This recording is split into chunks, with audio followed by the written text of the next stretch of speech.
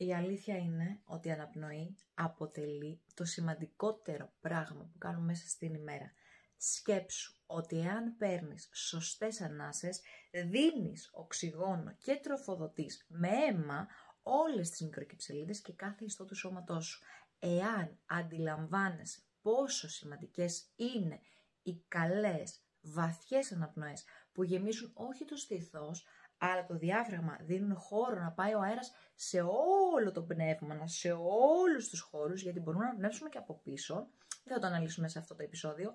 Όμως, η άσκηση αναπνοών, εκτός από την υγεία, τροφοδοτήσουμε οξυγόνο όλου στον οργανισμό, εκτός από την ευεξία, προκαλούν διαχείριση του άγχους, αλλά και του θυμού. Μήπως ήρθε η ώρα να αρχίσεις να παίρνεις μερικές βαθιές ανάσες, πριν φας κάτι, πριν απαντήσεις νευριασμένος στο τηλέφωνο, πριν θυμώσεις με τον αγαπημένο σου ή την αγαπημένη σου, ή πριν πεις κάτι για το οποίο μπορεί μελλοντικά να μετανιώσεις. Ανέπνε βαθύτερα για το υπόλοιπο του 30 Days Challenge και πες μου ποιες αλλαγές παρατηρείς σε σένα.